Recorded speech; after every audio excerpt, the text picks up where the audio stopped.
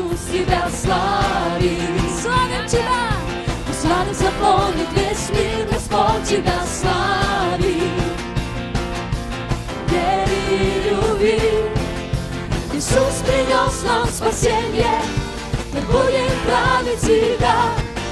Давай прославлять Иисуса, пока не придет к нам. Песнями, песнями Тебя славим, сердцами славим Тебя, силой и душою, Господь, мы славим Тебя.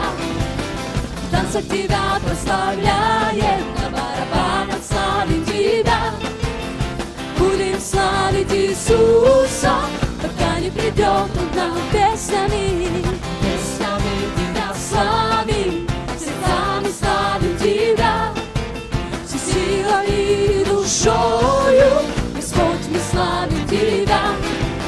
В танцах Тебя прославляем, на барабанах славим Тебя.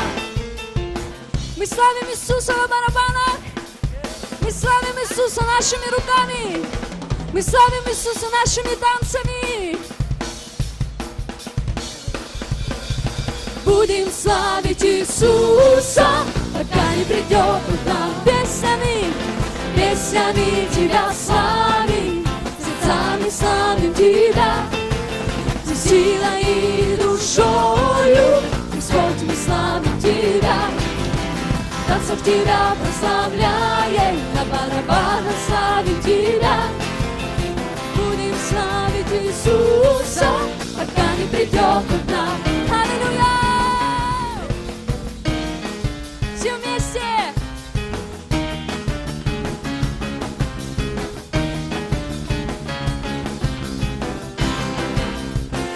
Иисус, Тебя славим, пусть радость наполнит весь мир, Господь, Тебя славим. Вере и любви Иисус принес нам спасение, мы будем править Тебя. Давай прославлять Иисуса, пока не придет к нам. Будем славить Иисуса, пока не придет к нам. Песнями, песнями Тебя славим, славим, славим Тебя, всей силой и душою, Господь, мы славим Тебя. В танцах Тебя прославляем, на барабанах славим Тебя. Мы славим Тебя, Господь. Будем славить Иисуса, пока не придет к нам. Песнями, песнями Тебя славим, сердцами славим Тебя, всей силой и душою, Господь, мы славим Тебя. В танцах Тебя прославляем, на барабанах славим Тебя. Будем славить Иисуса, пока не придет к нам. Слава Тебе, Боже! Слава Тебе, наш Господь! Мы будем всегда славить Тебя! Мы будем всегда прославлять имя Твое, Боже! Слава Тебе, Господь! Давайте воздадим Богу громкую славу! Слава нашему Богу! Вы знаете, что для нас каждый день это как праздник. Что для нас каждый день это действительно милость Божья. И мы будем славить Господа за все, что Он делает в нашей жизни. Аллилуйя! Будем танцевать перед Ним.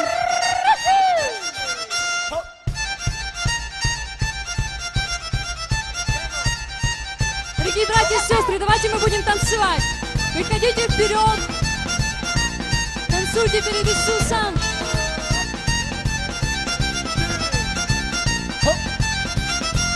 Хей-йо, славим мы Иисуса.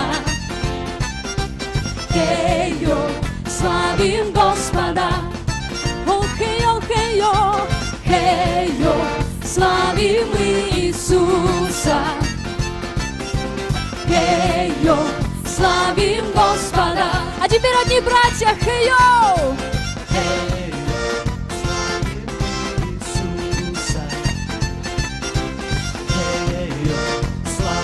Господа.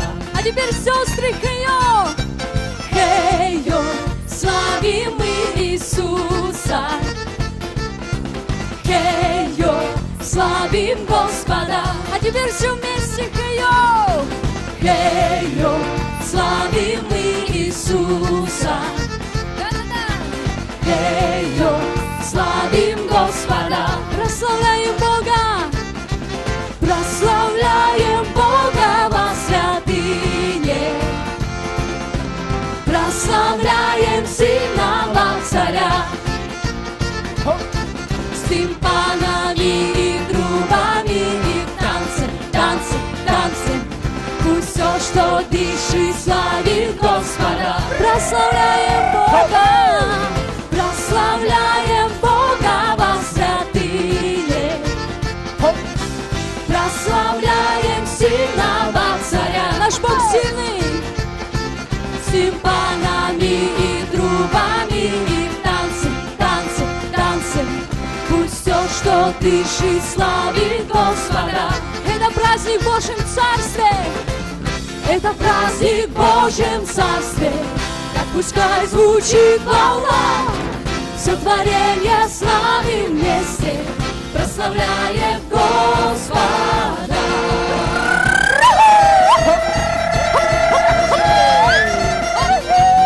Славим, славим!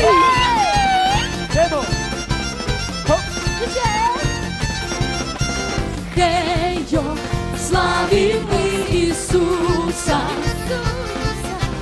Хей-йо, славим Господа. Хей-йо, хей-йо, хей-йо. Хей-йо, славим мы Иисуса. Хей-йо, славим Господа. Мы прославляем Бога. Прославляем Бога во святыне. Прославляем сильного царя. С тимпанами и трубами и в танце, танце, танце. Пусть все, что дышит, славит Господа. Мы прославляем Бога. Прославляем Бога во святыне. Прославляем сильного царя. С тимпанами и трубами и в танце, танце, танце. Пусть все, что дышит, славит Господа. Это праздник в Божьем Царстве. Это праздник в Божьем Царстве. Так пускай звучит волна. Все творение с нами вместе прославляет Господа. Это праздник в Божьем Царстве. Так пускай звучит хвала. Все творение с нами вместе прославляет Господа.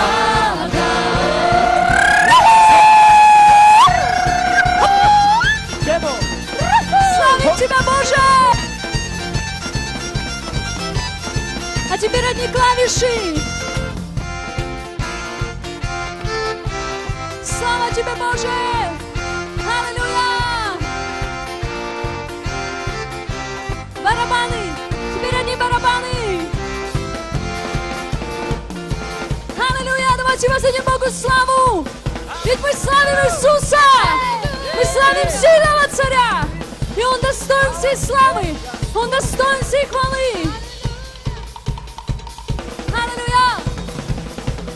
Все для Тебя, Боже!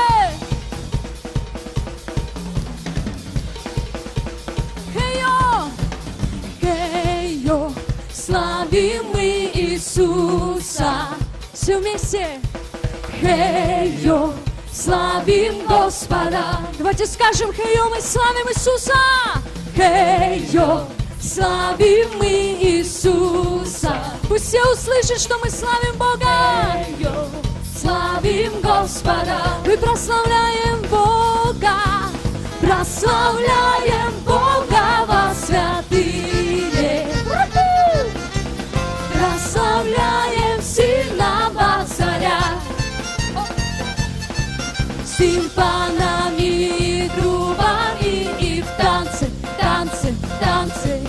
Пусть все, что дышит, славит Господа.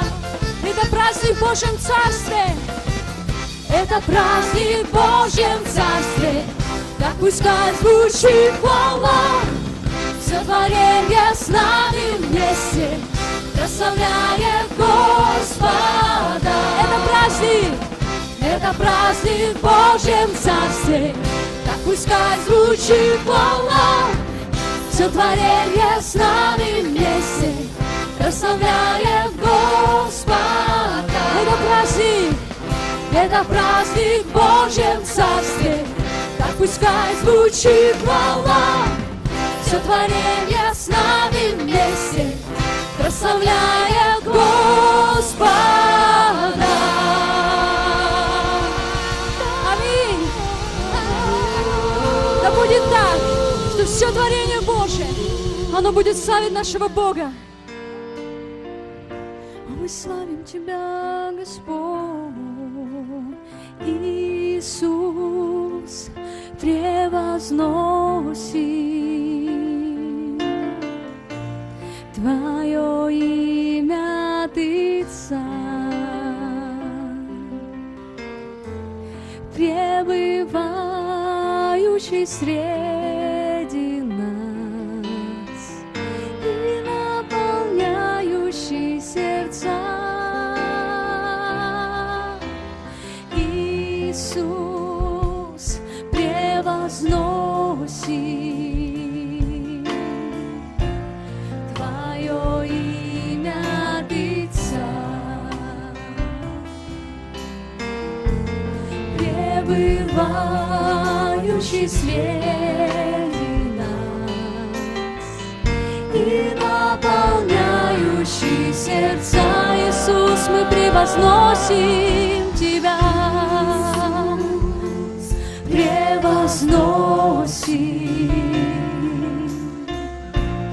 Твое имя, Ты Царь, Твое имя, Ты Царь, пребывающий среди нас и наполняющий сердца. Мы поклоняемся Тебе, мы поклоняемся Тебе, Господь. Ты Бог на небе и на земле, Ты Бог на небе и на земле, Ты князь мира во веки веков. Мы поклоняемся Тебе, поклоняемся Тебе, Господь, лишь Тебе, Бог на небе и на земле, Ты Бог на небе и на земле, Ты князь мира во веки веков. Иисус, превозносим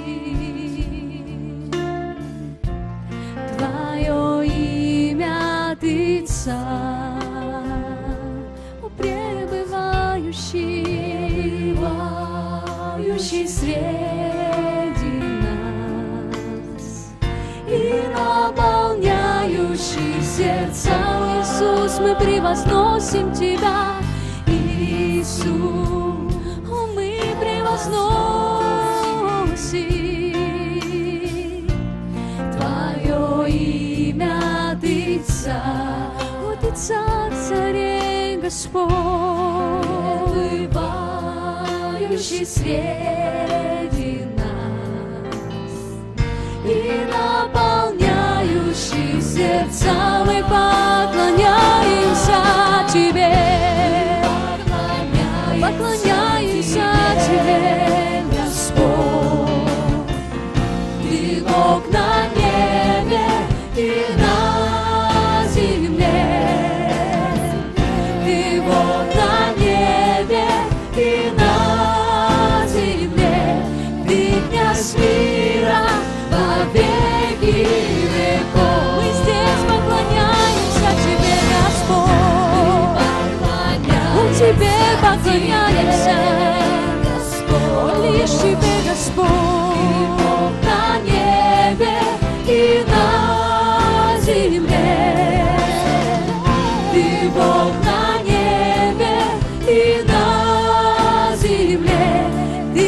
нас мира во веки веков. Поклоняемся Тебе, поклоняемся Тебе, о Иисус, о Ты единственный Бог, Царь царей Господь, Ты Бог на небе и на земле, Ты князь мира во веки веков. Мы поклоняемся Тебе, Тебе, Иисус, Ты Бог на небе и на земле, Ты Бог на небе и на земле, Ты князь мира во веки веков. Поклоняемся Тебе, мы поклоняемся Тебе, лишь Тебе, Господь, на небе и на земле. Ты Бог на небе и на земле, Ты князь мира во веки веков. Хвалой мы строим престол, хвалой мы строим Тебе престол. Строим Тебе престол, хвалой мы строим Тебе престол.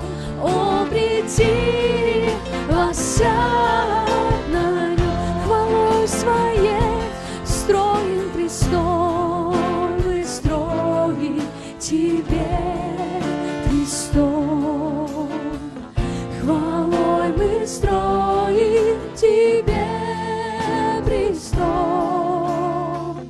хвалой мы строим Тебе престол. О, приди, воссядь на нем, хвалой своей мы строим престол, хвалой мы строим Тебе престол. Царь царей мы строим Тебе, Тебе, Господь, Тебе, Иисус, Тебе престол. О, приди, воссядь на нем, хвалой мы строим престол, хвалой мы строим Тебе престол, хвалой мы строим Тебе престол, хвалой мы строим Тебе престол. О, приди, воссядь на нем, хвалой мы строим престол, хвалой мы строим, о, Тебе, Тебе престол, хвалой мы строим Тебе престол, хвалой мы строим Тебе престол. О, приди, воссядь на нем, хвалой мы строим престол, о, Боже, строим Тебе престол, о, Иисус, хвалой мы строим Тебе престол, хвалой мы строим Тебе престол. О, приди, воссядь на нем, о, приди, воссядь, о, приди, воссядь на нем, о, приди, воссядь, воссядь на нем, на троне хвалы. О, приди, воссядь на нем, о, приди, воссядь, о, приди, воссядь на нем, о, приди, воссядь, о, приди, воссядь.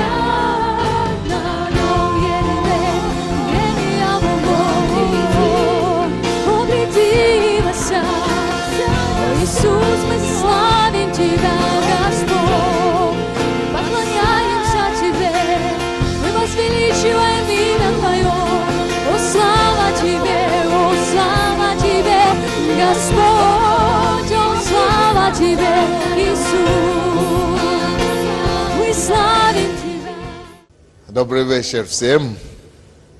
Будьте благословенны. Как ваши дела сегодня? Я в Королево тоже сейчас хожу, проповедую. И вчера было свидетельство такое интересное. Я не знаю, если... То есть у нас молодежь такой вообще-то молодцы. Поэтому еще одна такая молодая, как и она. Хочу сейчас найти, если она есть. Короче, она выиграла учитель года. Или как там называется? Учитель... Как? Как? Она есть, да, где-то? Пускай подойдет. Мы будем ее восхвалять тут на весь. Молодая девушка. И она есть Марина, по-моему, да? А ее нету, по-моему. Если есть, пускай подойдет. Давайте мы ее будем праздновать, чествовать. А я ее не вижу что-то. Надо выйти ко мне, если она где-то есть. Надо сюда выйти на сцену. Помогите ей подниматься, подайте руку достойную. А то только миллионеров мы чествуем теперь. А будем чествовать других. Чтобы не получилось, что только по деньгам теперь мы людей вычисляем. Будем чествовать и по деньгам, и по всем другим достижениям. Библия говорит, что мы будем главою, а не хвостом. Мы будем первым, а не последние. Вот Марина заставляет нас гордиться. Привет. Здравствуйте. Расскажи нам это свидетельство. Ну, с чего начать? Я, конечно, так взволнована, слава Богу.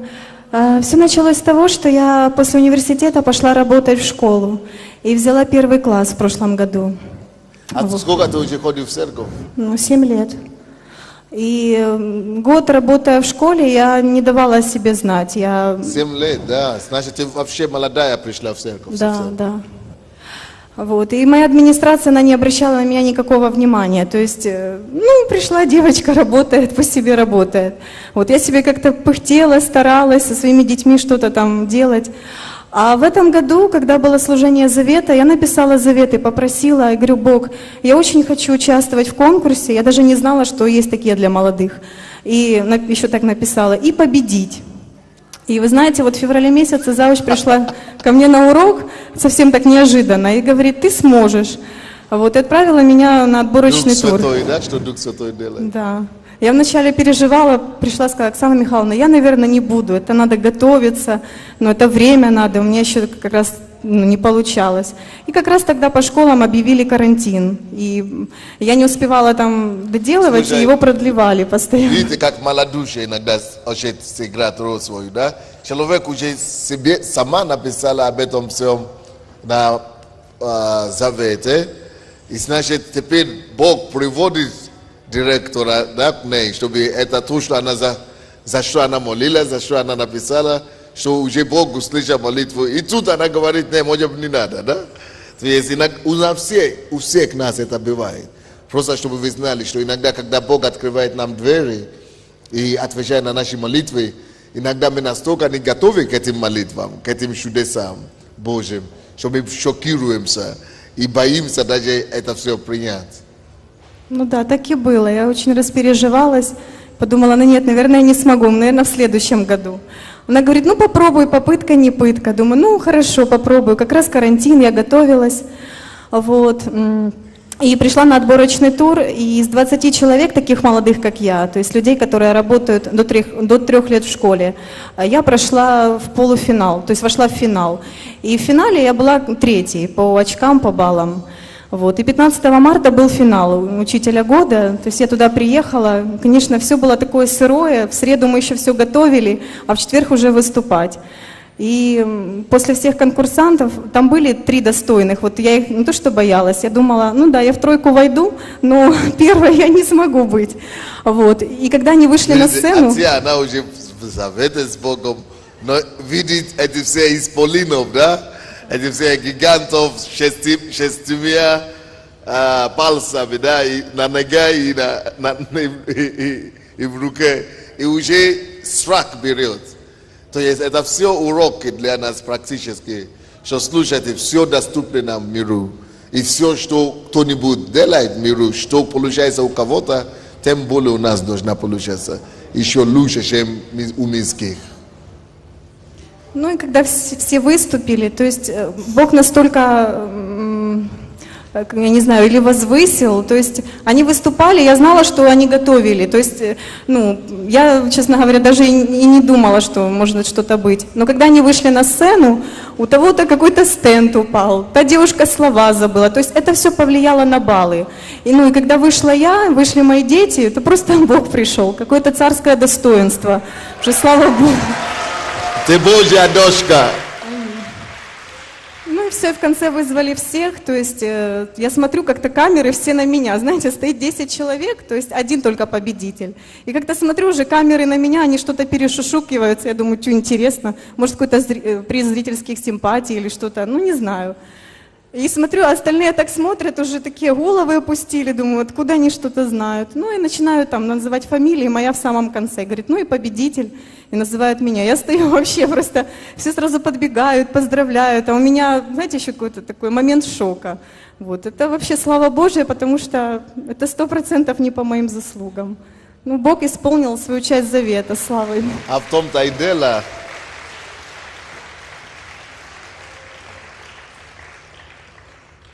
в том-то и дело, что Господь желает, чтобы Его слава пришла вообще везде. Чтобы Его слава пришла повсюду, везде. Вот Божья слава должна наполнить всю землю. Но чтобы слава пришла, нужны сосуды. Вот, и Бог ожидает нас, чтобы мы выступили Его сосудами. А быть Его сосудами значит идти, заявиться о себе где-то. И если ты готов действительно быть Божьим сосудом, и ты подготовился на 100%, ты сделаешь все, что можно только тебе было делать. И когда нужно будет уже выявить, где кто победитель, то тогда Божье чудо начинает выступать. Потому что Он заинтересован больше, чем мы в этом. Он заинтересован, чтобы Его же слава пришла. Особенно если мы ищем не своего, а если мы ищем Его славу, то действительно Он начинает высвобождать.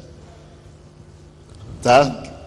Именно в этом ты убедилась. Да, ну просто самое хорошее, это как не момент самой победы, да, это все класс. Просто это дало возможность моей администрации вообще увидеть, что верующие люди, это люди, которые не занимают последних мест. Потому что сегодня даже был педсовет, и директор говорит, я уже там в 7-й, 8-й раз, но я еще раз хочу, чтобы вы встали, мы вас хотим поприветствовать. Потому что, то есть таких достойных много было молодых учителей в школе у нас. Наша школа уже такая, древняя довольно-таки. Говорит, вы единственная, которая приняли участие, еще и победили. Вот мои родители, они просто увидели, я же сею в них слово. Родители неверующие, да? Неверующие, но все звонили и поздравляли, говорили, Марина Викторовна, мы вас поздравляем, вы такая молодец, дети сегодня тоже, подарки молодая приносили. девушка, и 7 лет уже ходит в церковь, еще подросткой, маленькой пришла в церковь. А я думал, что это мама привела вообще-то, или родители Мама привели. привела, да. Мама привела? Да. И осталась дома. Нет, мама тоже ходит. Мама ходит. Просто это она нас заставляла приходить, потому что я ничего не понимала. А чего ты говорила, что родители не... Родители, я думала, которые в классе у меня. Родители детей ты имеешь в виду? Ага. А твои родители ходят в церковь, да? Папа неверующий, а мама верующая Мама ходит. верующая. Да. А где мама? Ее нет здесь? Нет, мама дома сегодня. С мама дома сегодня. Слушай, хотелось бы ее тоже поприветствовать, чтобы она гордилась еще лишний раз дочери и церкви. Так что молодец, что ты поверила, что ты можешь быть главой, а не хвостом. И что ты действительно подала вообще. Эта идея пришла у тебя, это написать вообще это в завете, во-первых. Во-вторых, идти действительно это делать. Молодец. Мы тоже гордимся тобой. Спасибо. И хотим поздравить тебя. Спасибо. Ну что, поздравьте ее. Господь благослови Марину еще больше в ее жизнь, чтобы она принесла еще больше славу, еще больше награды, еще больше достижений, еще больше, Господь, трофей в тебе и во славу Твою, Господь. И чтобы, Господь, Твоя рука была постоянно над ней. И чтобы через нее ты еще сделал еще больше чудес. во имя Иисуса Христа. И весь народ Божий скажет. Поздравляем.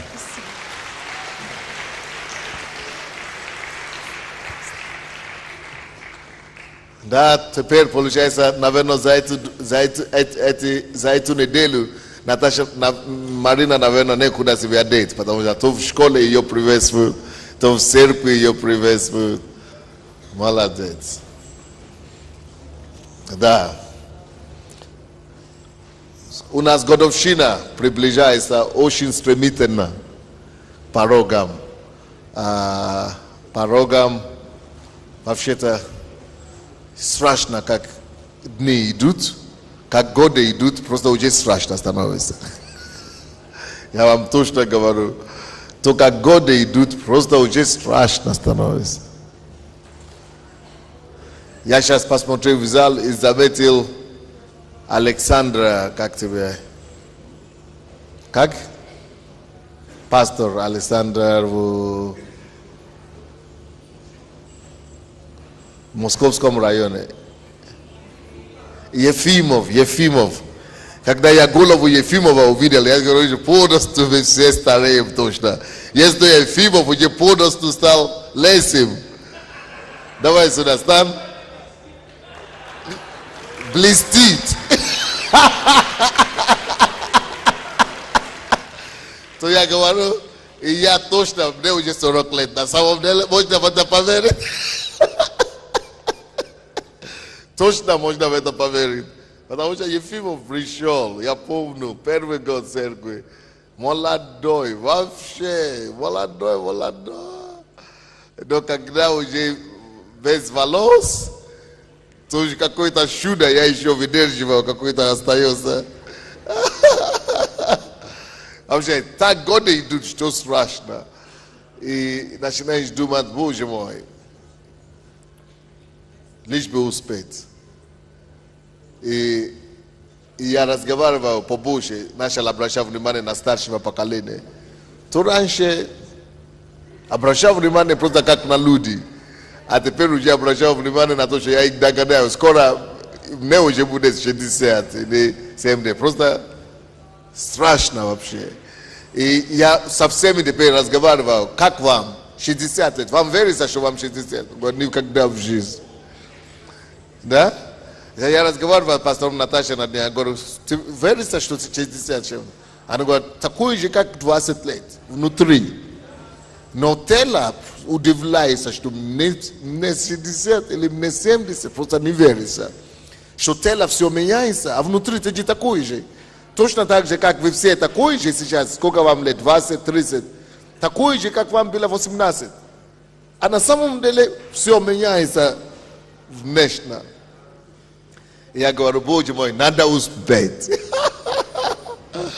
Надо успеть. Поэтому, друзья мои, к чему я это все говорю? Если служить Богу, то служить. Надо успеть сделать историю. Надо успеть оставить отпечатки свой ног в истории человечества. Надо просто успеть. И мне жаль, если мне 40 лет сейчас, вот, допустим, пастор Наташа, я знаю, что многие, кто здесь, особенно пастор Гали, наверное, не верится, что мне уже 40 лет, да? 20, они говорят, мы помним, пастор Асаны 27 лет, сколько я начал церковь.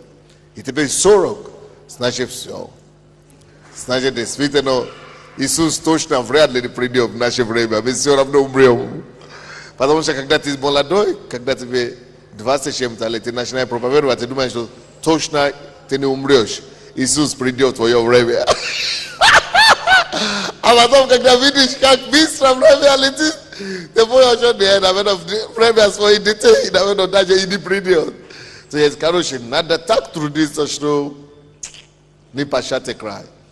Короче, к чему я веду? Надо нам оставить отпечатки свои.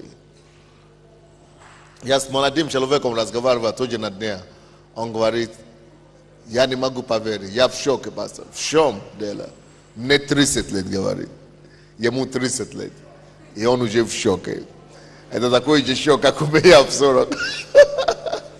Это значит, через какой-то незабаром 10 лет, но уже будет 50 лет.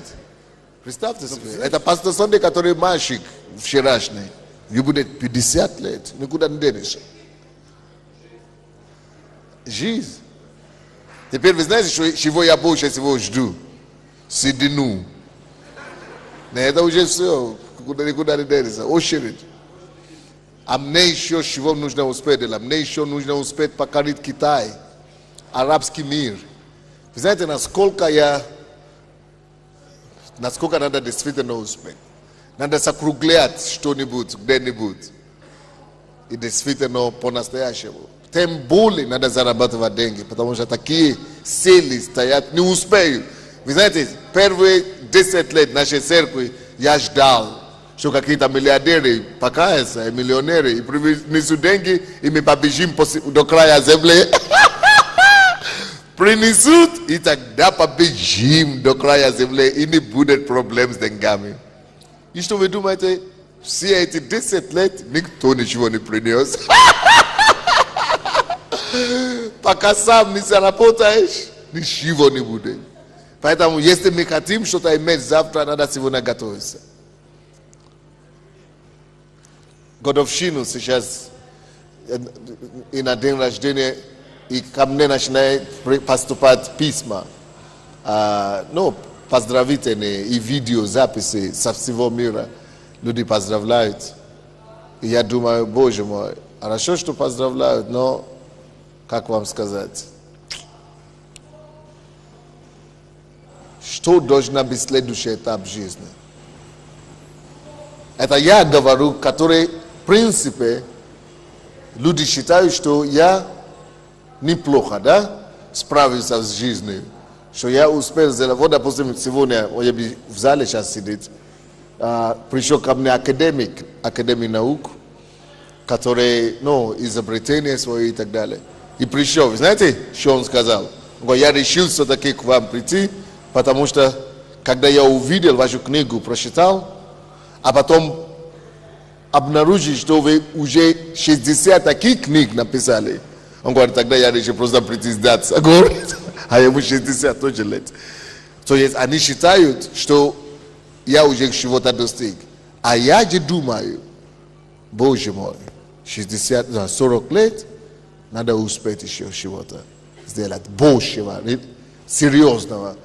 Почему я все это говорю? Если я так мучаюсь, можно сказать, от этого факта, что годы так быстро идут, то я не знаю, что тогда говорит некоторые из нас, которые в зале сидят, которые, может быть, ничем особенно такого сильного не отметились в своей жизни.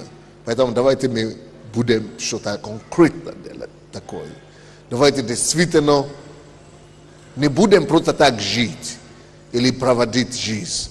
Давайте действительно оставим конкретный отпечатку в истории своего поколения. Давайте действительно сделаем что-то, чтобы мир запомнил нас. Чтобы запомнился мир.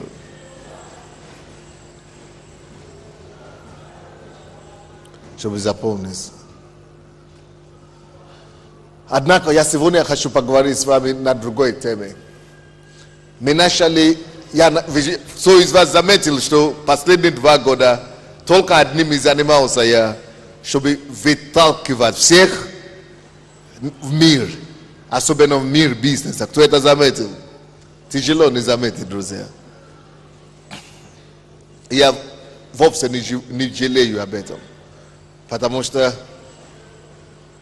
если год назад мы делали опрос, только 25 или сколько процентов церкви имели постоянную работу. То в этом году, ноябре мы делали опрос тоже такой. Уже 40% имели постоянную работу. Но на сегодняшний день уже 60%. Это уже намного лучше, чем было. Представьте себе, мы имеем церковь и только 20%. 10 лет проповеди имели вообще. Все ждали неба, что Иисус придет и даст им всем по что-нибудь в карман. Нет, мы должны сотворить свою жизнь себе. Но что я обнаружил, друзья мои?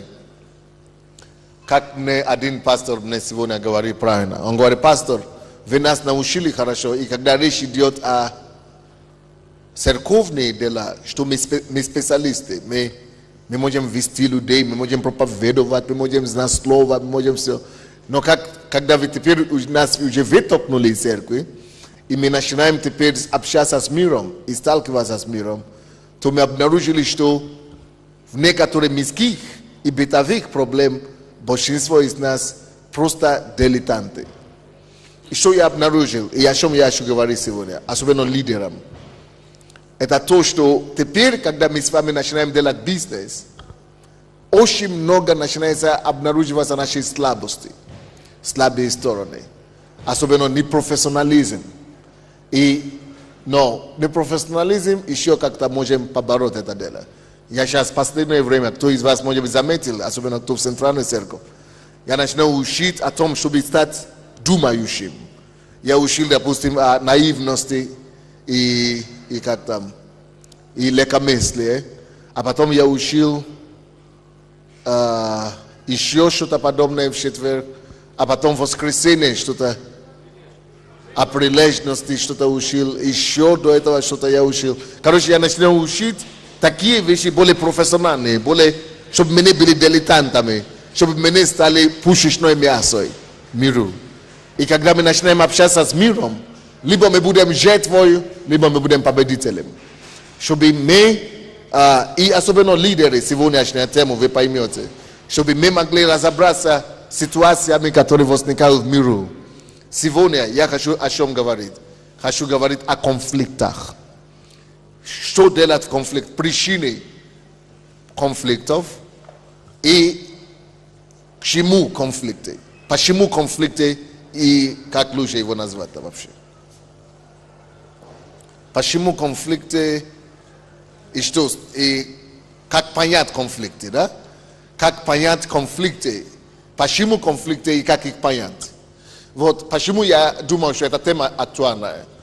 Я пастор, и если мы имели жалобы раньше, до того, как мы начали толкать людей в бизнес, то это все как ничего.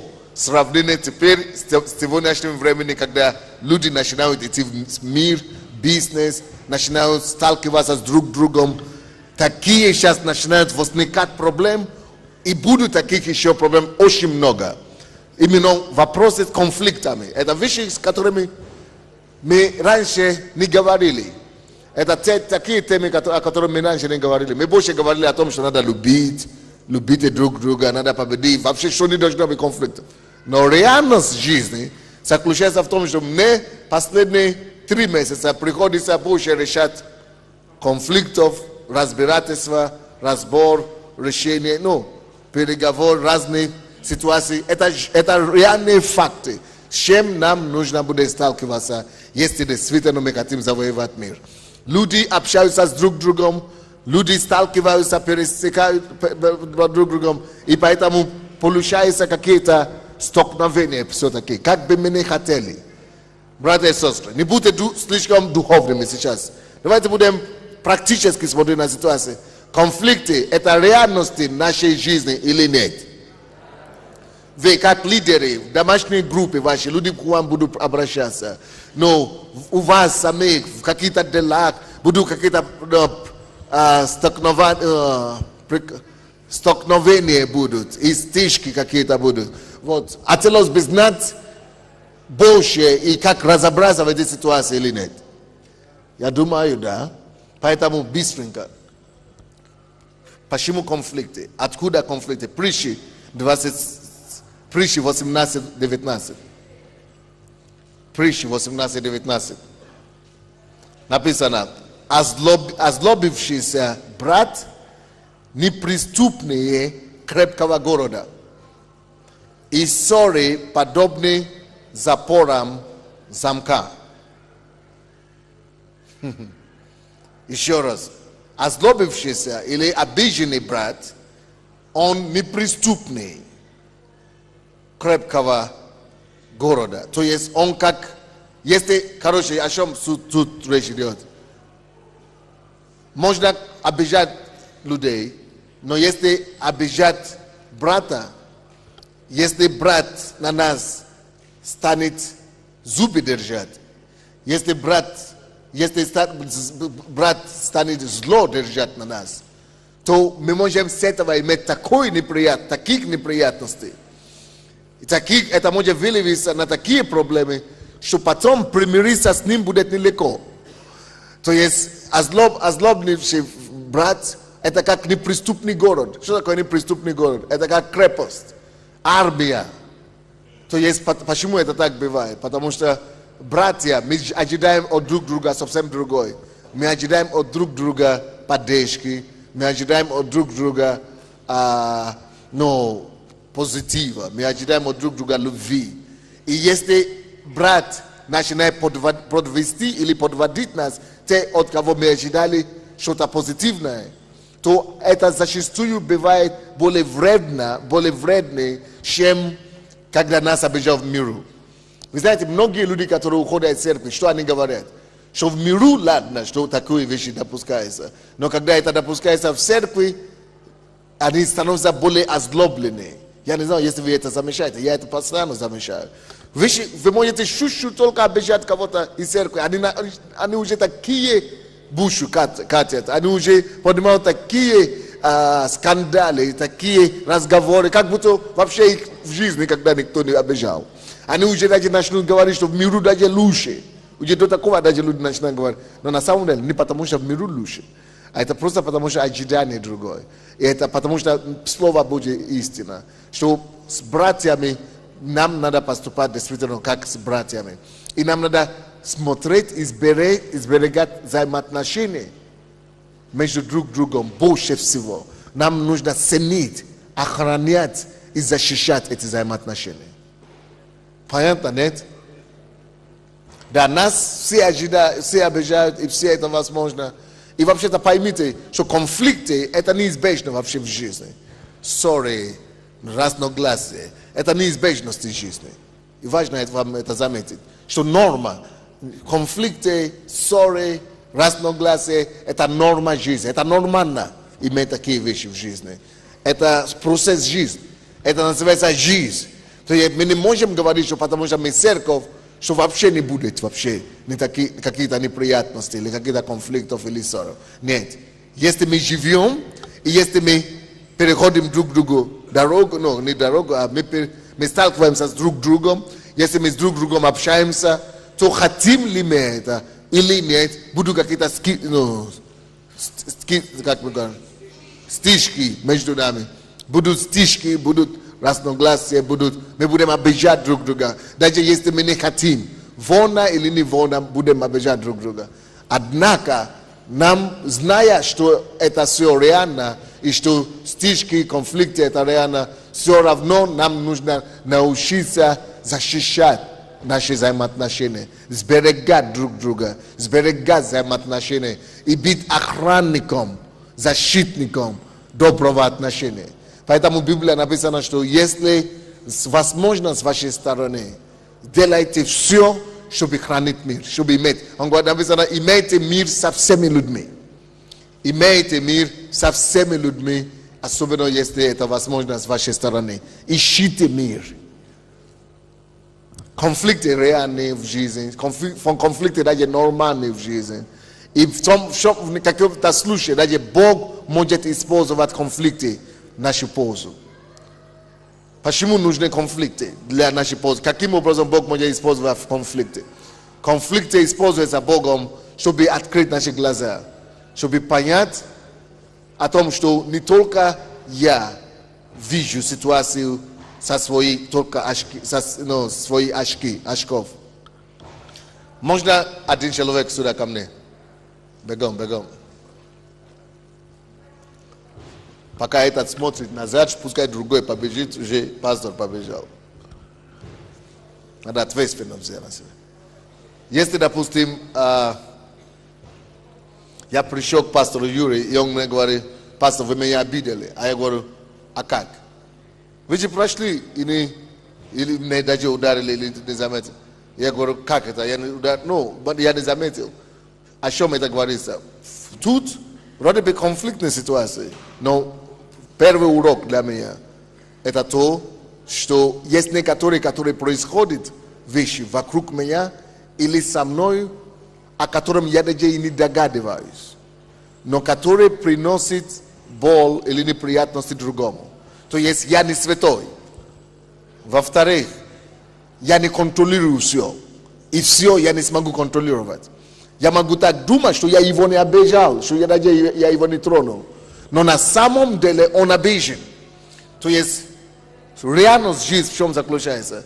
Реальность жизни заключается в том, что есть некоторые вещи, которые я думаю, что я не делал. Или которые я думаю по одному, а на самом деле кто-то эту же ситуацию, это же положение смотрит совсем по-другому.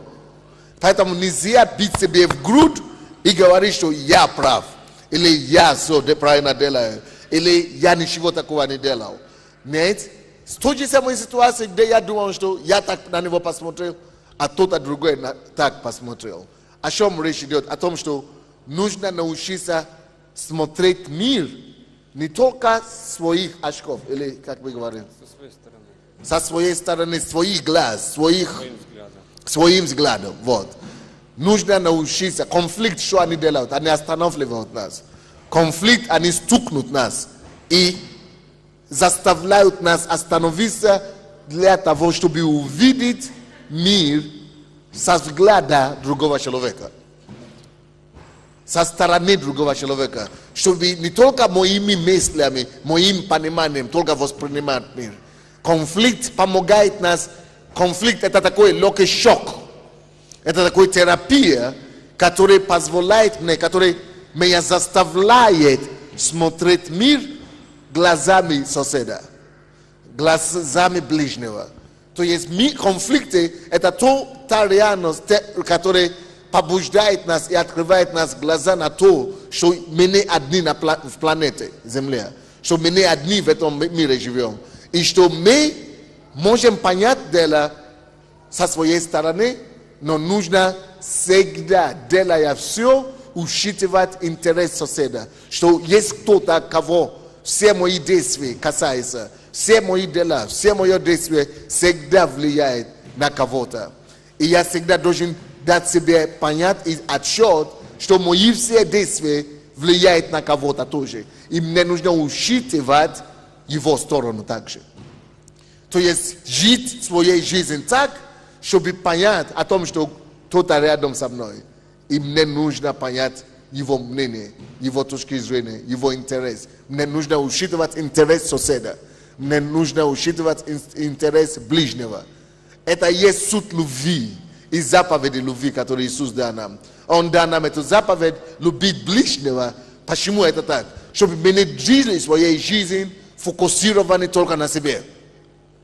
То есть Бог дал нам самую главную заповедь – любовь к ближнему. Для того, чтобы мы поняли, что нельзя жить жизнь только с точки зрения моих интересов. Если я начну жить и буду жить только проталкивая свои интересы вперед, весь мир остальной будет на меня озлобленный.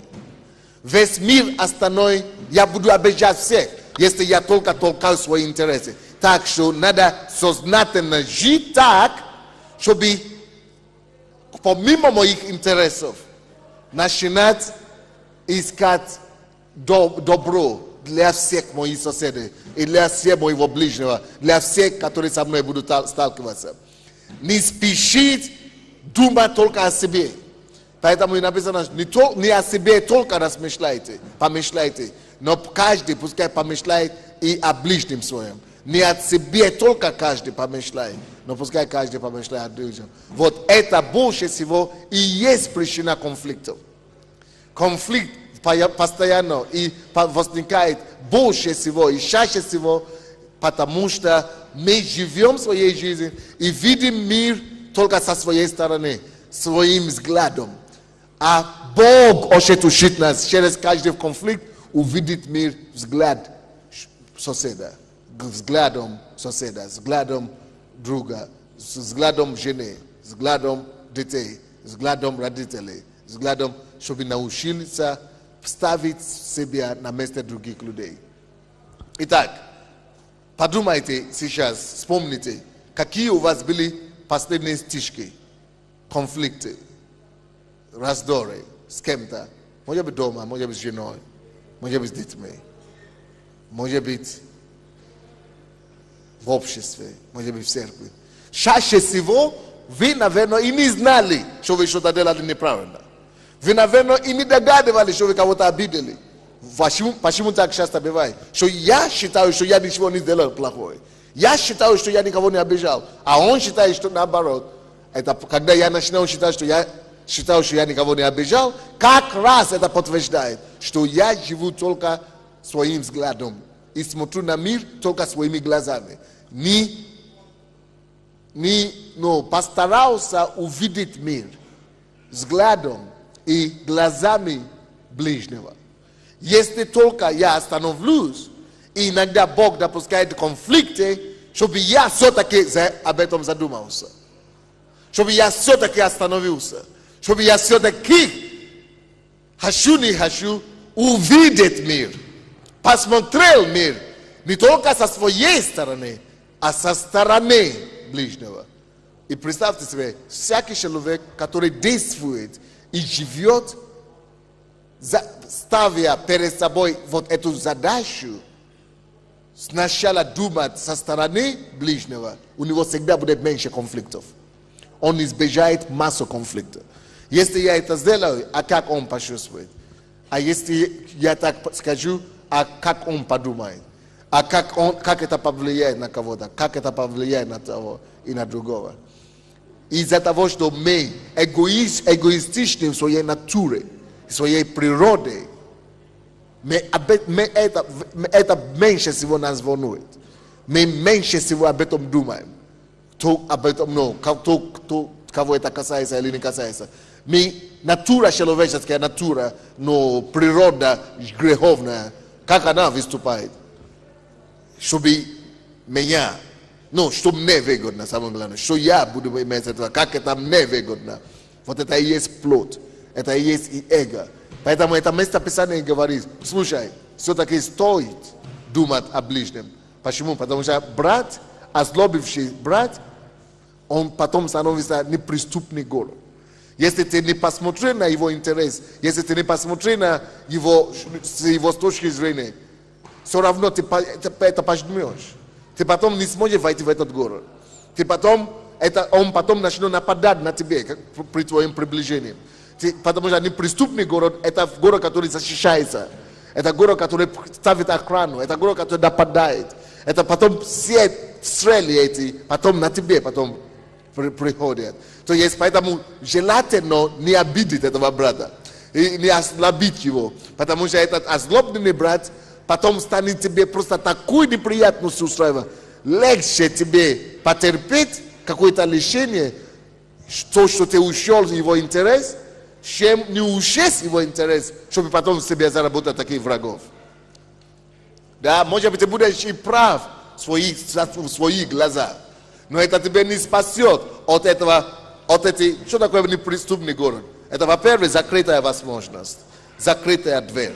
Это неприступность, это занавес. Это потом неприступный город, это защита, это агрессия, это позиции силы, это армия, это пограничники. А пограничники, не людские пограничники, отношения, это все неприятно. Поэтому все равно выгоднее жить, как Иисус говорит. Как Иисус сказал, учите вас, он говорит, что не о себе прежде подумайте, а думайте о ближнем. Ставьте интерес ближнего больше себя, впереди себя. Тогда вам будет еще легче, вам-то будет легче. Потому что вы открываете это неприступный город. Город это открыт вам. Доступ вы имеете к этому человеку. Доверие. Потому что этот человек видит, что вы его интерес ставьте сначала. И вы тут же избежаете масса неприятностей, которые приходят от защиты, самозащиты и от позиции такой агрессии, которые со стороны этого человека идет. Это все везде. Это в семье такой, это в доме, это в отношениях, это везде. Если мы не поймем искусство взаимоотношений и искусство любви, вот искусство ближнего. Вот это теория, это теология ближнего. Если мы не поймем теологию ближнего, какое отношение должно быть вообще к ближнему, и как мы должны строить вот такое отношение, мы будем сплошные конфликты жить. Вы знаете, есть такие люди, которые совсем не конфликтуют. Куда бы они ни пошли, все плохие. Именно все плохие, не они плохие, все плохие. А почему такие вещи? Почему люди конфликтные? Потому что они не думают, как их действия, их дела, их слова повлияют на человека, с кем они общаются. Самое главное, чтобы себя удовлетворить. И это значит жить на минах. Конфликты, это значит жить на минах.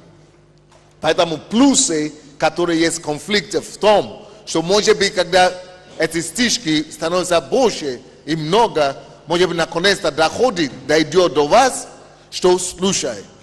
То, что Иисус сказал, учитывая интерес ближнего. Но зачем нам это прийти к этому заключению через конфликты, когда мы можем к этому прийти через учение Иисуса Христа? Просто жить, как Иисус сказал. Тогда мы избегаем очень много таких конфликтов. Спасибо. Следующее, что я хочу вам сказать. Есть два вида конфликта. Первый конфликт, первый вид или тип конфликта, это тот конфликт, который мы либо сами создали, или мы есть участник, непосредственный участник, который мы есть непосредственный участник.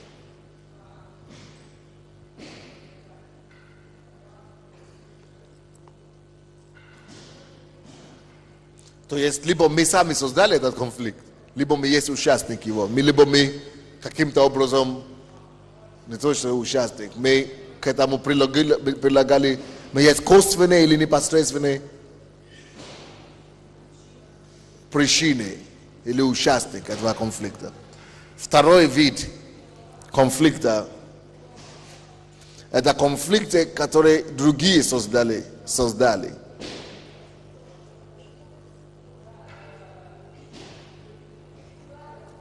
Или конфликт, который вне нашей зоны влияния, вне нашей зоны контроля. Вне нашей зоны влияния и контроля. Но первый вид конфликта, это либо когда я поссорился с женой, или с близким, или с рабочим, или с кем-то, который я непосредственно принимаю участие. Или кто-то со мной поссорился. То есть я непосредственно участвую в этом конфликте. Это касается меня. Либо меня обвиняют, либо я других обвиняю. Либо я пострадал, либо я пострадавший, либо другие пострадали непосредственно с моих прикосновений. Но есть другие конфликты, которые я тоже страдаю, но я не есть частью этого конфликта. Допустим, война в Ираке. Когда война происходит в Ираке, или когда президент Ирана угрожает, что он нападет на Америку, тогда цена нефти сразу поднимается. И из-за чьего-то конфликта тут получается коммунальные услуги все поднимается. И мало того, что коммунальные услуги поднимаются бензин, поднимается на цены на... То есть я становлюсь участником того конфликта, который я вообще, в принципе, вынужденный такой. Вот это есть вторая часть конфликта. То есть конфликт, который ко мне вообще-то не должен иметь отношения. Но из-за того, что я живу в сфере, какой-то в реальном мире, или, допустим, в церкви здесь, да? Может быть, вот, допустим, недавно кто-то, допустим, нас хотели выгнать отсюда, из этого манежа, да? И мы сказали, что Mene пойдем или что-то. Почему? Потому что Америка бывший мир, и чернорабочие дерутся, и получается и туалета нет у нас, и живота нет. То есть это другой конфликт, который вроде бы мы не совсем участвуем. Вроде бы я никого не обижал, никто на меня не жалуется, даже никто тебя не знает по имени. Все равно ты есть. Или, допустим, то, что вы, или то, что просто вы ходите в эту церковь. Многие люди, куда бы вы ни пошли, у вас уже проблема. Вас даже не знаю по имени, только появляется с этой церкви, значит, ты уже враг. То есть такие конфликты, которые мы не создавали, может быть, мы не хотели бы создавать его, но все равно мы участвуем в них. Или они так или иначе на нас влияют. И чаще всего из-за того, что мы живем в этом мире, будет много таких конфликтов. Так что мы с вами никуда не убежим от конфликтов. Или от их последствий. Даже если ты говоришь, я не верю, я не буду вообще ничем делать, не заниматься ни конфликтов, и так далее, никогда. Все равно, ты все равно страдаешь от конфликтов между каких-то людей. Вот сейчас, допустим, в парламенте Украины, или да, в Украине, то бьют уходит, то это самое. И вы думаете, что на меня это не влияет, это их проблема. Это ты так думаешь. Потому что производительность падает, потому что люди, которые должны были решать проблемы, не решают, потому что экономика стоит на месте, но политики не принимают законы, которые нужно принимать, чтобы действительно твоя жизнь была лучше. Вот почему Иисус говорит нам молиться за мир. И молиться за правителей. Ты думаешь, зачем правители? Они из другой партии. Хорошо, не будешь молиться. Все равно на тебя будет влиять. Не будешь заниматься политикой. Политика все равно тебя займется. То есть конфликты, они неизбежности жизни. Но мы должны знать, как с ними быть. Окей, давайте теперь приземлимся. Вернемся к своей реальной жизни. Откуда конфликты часто бывают, особенно среди наших людей? И вы, лидеры, когда вы начнете разбираться с конфликтами, да? Потому что к вам будут поступать, к вам люди будут ходить постоянно. Что служит причиной конфликтов? Во-первых, большинство разногласий и конфликтов, которые возникают вообще, рождается на почве эгоцентричности, эгоизма. Люди хотят своего. Все. Поэтому, когда люди к вам подходят, чтобы вы решали какие-то вещи или слышали какие-то ситуации, запомните это навсегда. И всегда поставьте, вам легче будет ставить диагноз. Вы просто посмотрите на двух сторонах и вы задаете себе вопрос, кто тут ищет своего? Вторая причина конфликта. Это гордость. Так что, когда у вас конфликты в семье, подумайте, кто не хочет кому уступить? Или кто своего твердит? Или кто тут хочет показаться правым? В семье, в отношениях, бизнесе, везде. Вот эта гордость, просто оно разрушает дело. И когда гордость человек где-то, прет просто. Он своего ищет и все. Он прав и все. Все должны делать по-своему, по его и все. Когда гордость где-то есть, я лучше других. Он толкает на конфликт. Потому что когда вы человек гордый, вы принижаете других людей. Вы собираете их права. Вы нарушаете их права. Вы грубите их. Вы гордый. Я же главный. А что такое главный? Я гордость. Это значит потопить, затоптать кого-то. Это значит придавить кого-то. И потом стать ему на голову. А мало людей, которые могут это терпеть. От этого конфликт.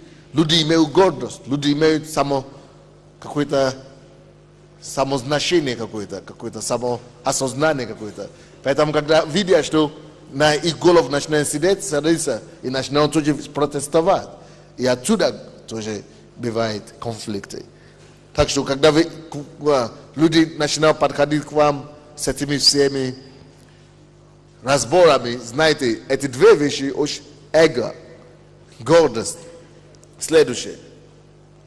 Неконтролируемые эмоции, ярость, или как это, неуправляемый гнев. Когда человек не управляет своей эмоцией, своим гневом, особенно гнев. Вот гнев есть причина для конфликтов часто. Человек, который не умеет владеть собой, не сдержанный, раздражение. Именно раздражение часто приводит к конфликту. Ой, давайте я вам буду давать местописание, не? Можно? А то я не смогу все писать. Притчи 13:10 пишите. Притчи 13:10. Притчи 15:18. Притчи 27:17.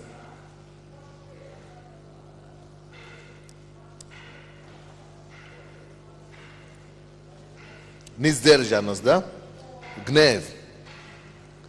Особенно еще одна причина конфликтов – это несдержанность в слова. Не тактичность, неумение говорить, неумение отвечать. Слово сказанное не вовремя. Грубость. Поэтому будьте осторожны тоже между собой. Не только, чтобы люди подходят к вам. Мы все становимся участниками конфликтов. Братья и сестры, гордость может уменьшить наши с вами конфликтов, конфликтные ситуации с людьми. Если мы уберем гордость, у нас будет меньше конфликтов. Если мы уберем эго, у нас будет меньше конфликтов. Если мы будем меньше искать своего, а будем искать то, что людям всем будет на добро, будет меньше конфликтов. Если мы будем держать и смотреть за свое слово, меньше конфликтов будет. За свои слова. Если раздражение будет меньше у нас, и гнев, тоже меньше конфликтов будет. Еще одна причина конфликтов, это будет интересно, это когда человек вмешивается в дело, которое не его. Вступает в дело, которое вообще его не касается. Он вызывает на себя огонь просто. И из-за этого конфликта тоже часто возникает. Притчи 26:17.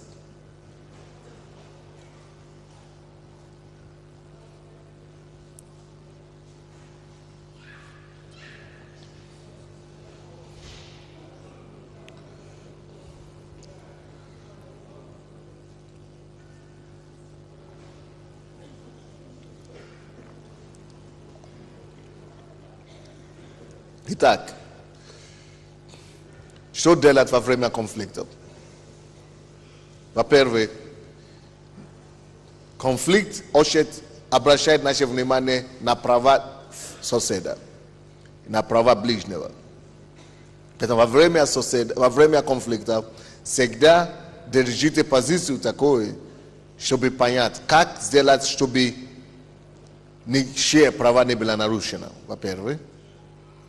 Во-вторых, как сделать так, чтобы увидеть взглядом и того, и другого, обоих сторон. Третье.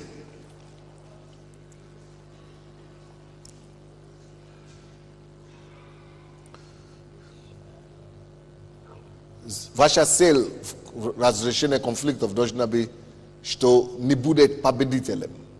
Не ищите победителей, а ищите понимание. Понимание одной стороны и другой стороны. И потом, когда вы увидите, когда у вас будет понимание, то, как это думает, как это думает, тогда сделайте умозаключение. И чтобы умозаключение ваше nistala usugublenie konfliktov. Nada segda de la dvivode na faktak.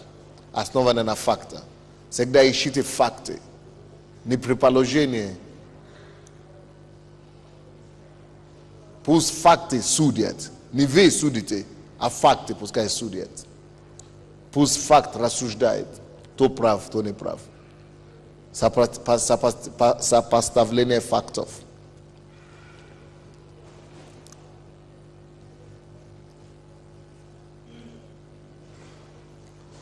Еще одно нужно, чтобы решать конфликты. Это конфликты нужно обязательно советоваться. Или слушать все стороны. Написано, кто рассуждает, выслушавший одну сторону, тот не мудрый, тот глуп. Только глупый слушает только одну сторону одну сторону конфликта. Нужно всегда слушать все стороны конфликта. И еще советоваться, мудрость у советующихся.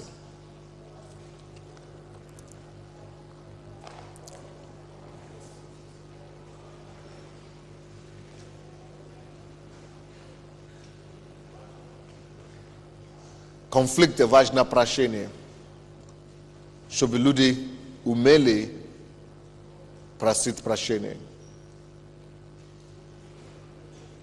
и признавать свою вину.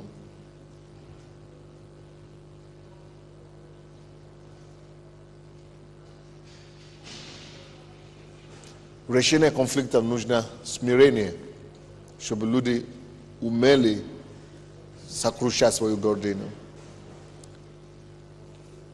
и смирить себя.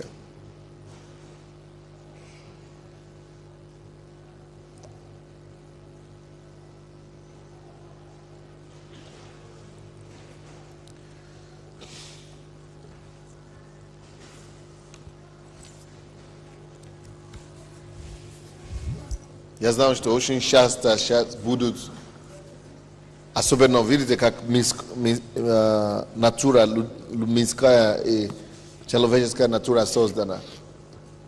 Когда речь идет о деньгах, материальных вещей, дележку и так далее, конфликты неизбежны.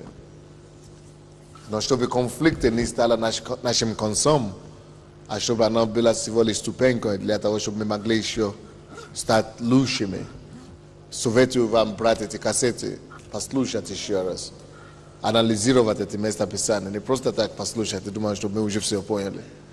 Конфликты – это реальность жизни. И конфликты могут либо тонуть вас, либо попортить вам жизнь вообще и судьбу вообще. Или конфликты могут сделать вас лучшими. Через конфликты вы можете понять мир лучше. Итак, сестра Татьяна, которая знаменоносец, идите сюда. И Мила Анатольевна, встаньте, пожалуйста, вы по поводу мужской, вам нужны мужчины, да, вы сказали. Посмотрите, ее зовут Мила Анатольевна.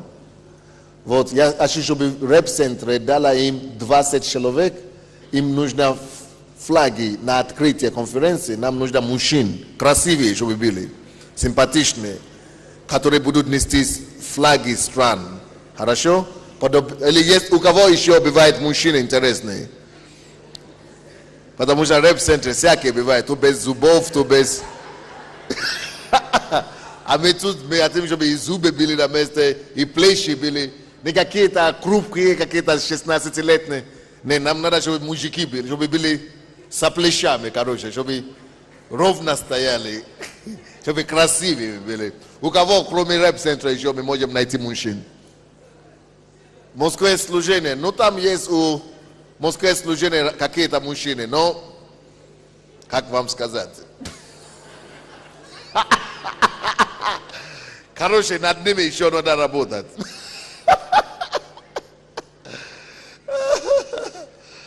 Давайте станем, будем молиться. Гарасион это кто? Объявление, да? Бегом. Давайте будем молиться. Прежде чем девушка скажет. Вы будете молиться? Добрый вечер, дорогая церковь. Хотела бы сделать объявление относительно того, что у нас едет много гостей на нашу годовщину с других стран. И нам очень нужны те люди, которые могут послужить своими домами или квартирами, если вы можете принять или полностью отдать на эти несколько дней. А также очень нам нужен транспорт, особенно мини-вены, бусы какие-то. Если у вас есть связи с этими людьми, у кого есть эти микроавтобусы, пожалуйста, позвоните по моему телефону, на мой телефон 8097. Они уже сейчас не напишут, просто в офис. Хорошо, в офис перезвоните, передайте эту информацию, пожалуйста. Спасибо вам большое. Действительно, кто-нибудь из вас знает у кого-то, у кого есть автобус или минивэн? Помашите рукой, пожалуйста. Мы нуждаемся в помощи. Давайте поговорите с этих людей, может быть, они могут нам помочь. А также на этой неделе, кто из вас свободен, из лидеров особенно, кто не работает. На этой и на следующей неделе мне нужны руки, умелые руки. Кто из вас в курсе, что я строю дом и хочу его закончить годовщины? Теперь они уже заканчивают дом, но нужно будет убрать и чистить. Ну, то двери, то пол, чистить, уборку делать. Поэтому я не хочу, чтобы случайные люди были. Я хочу, чтобы были люди верующие, кого мы знаем, люди лидеры или люди верующие, кого мы знаем. Так что если вы бы хотели помочь, принять участие в строительстве пастора дома, вы не строили, но можно хотя бы вот таким образом принимать участие. Кто бы хотел помочь, пожалуйста, запишите телефон сейчас. Возьмите ручку и запишите телефон. Окей, подойдите тогда ко мне все. Не надо по телефону записать. Все, кто хотели бы помочь в этом деле, принимать от какой-то участие, даже если один день убирать. Подойдите вот сюда, я буду здесь вас ждать. Господи, в имя Иисуса, благословляю все твои детей сегодня.